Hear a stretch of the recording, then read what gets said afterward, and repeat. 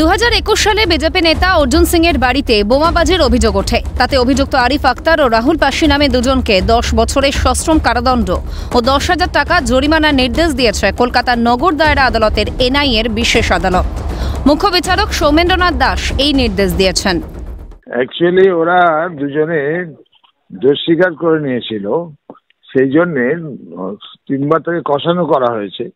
সেই কষানোর বেসিসে তাকে যখন যে সেকশনগুলো আছে 3-4 এক্সপ্লোসিভ অ্যাক্ট, তো সেই কারণে ওদেরকে বলা হলো যে তোমরা দোষ স্বীকার করলে এই সাজা হতে লাইফও হতে পারে, কিন্তু ওরা দোষ স্বীকার করে নেয়।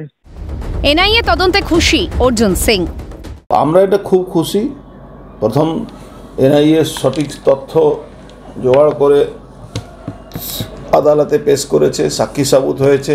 আমরা এখানকার কাউন্সিলরের ছেলে সারাদিন গুন্ডামি করে, লোককে মারধর করে, তোলা তুলে সোমনাথ শ্যামের সঙ্গে থাকে, তারা এই ঘটনাগুলো করছে।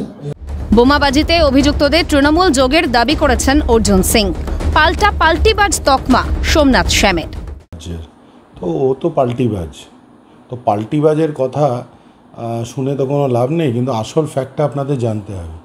যেটাকে সার্কাস জুট মিল একসময় বলা হতো, এনজিএমসির আন্ডারে ছিল, ন্যাশনাল জুট কর্পোরেশনের আন্ডারে ছিল। সেখানকার লোহা এবং মেশিনপত্র কেটে বার করতেন তখন সেখানকার সিকিউরিটি অফিসার, যিনি ওনার বিআই, এবং গুড্ডু সিং, তারা এই কাজগুলো করতেন। রঞ্জিত সিং, সে হচ্ছে অর্জুনের ভাইপো। এই হিস্সা বাখড়া নিয়ে যখন বকুলা মোড়ে ঝামেলা হয়, সেই ঝামেলার পরিপ্রেক্ষিতে তারা বোমাবাজি তাদের নিজেদের মধ্যেই করে। সব মিলিয়ে বিধানসভা নির্বাচনের আগে অর্জুন বনাম সোমনাথের লড়াই ধিকে ধিকে আগুন জ্বালিয়ে উত্তপ্ত রেখেছে ব্যারাকপুরের রাজনীতিকে। শান্তনু আচার্য, অদ্রিজা ঘোষের রিপোর্ট, ক্যালকাটা নিউজ।